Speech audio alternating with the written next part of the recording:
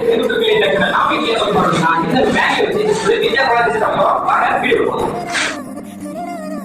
எடுக்கிட்ட noodles பார்த்தீங்கன்னா நம்ம மேகிலேருந்து நம்ம ஒரு நூடுல்ஸ் பார்த்துக்கிட்டாங்க. அதுக்கப்புறம் பத்தியெல்லாம் சரசாரம் இந்த தீத்தில் போட்டுட்டு நல்ல பெரிய சைஸ் வெங்காயமாக வெட்ட ஆரம்பிச்சிட்டோங்க.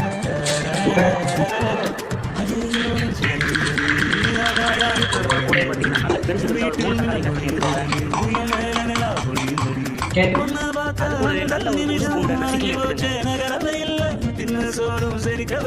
அதுக்கப்புறம் என்ன அடுப்பு பற்ற வச்சு அடுப்பில் ஒரு நல்ல பேனை வச்சு பேன் சூடானதுக்கப்புறம் நல்ல ஒரு 1/2 டம்ளர் அளவுக்கு ஆயில் சேர்த்துக்கோங்க. ஆயில் சூடான உடனே அதில் கடுகு சீரகம் உளுந்த பருப்பு நிறைய போட்டுக்கோங்க. அப்புறம் கருவேப்பிலை கொஞ்சம் கருவேப்பிலை கடுகு எல்லாம் புரிஞ்சு வந்ததுக்கப்புறம் நம்ம வெட்டி வச்ச பெரிய வெங்காயத்தை கூடவே சேர்த்து நல்லா வதக்கிக்கோங்க.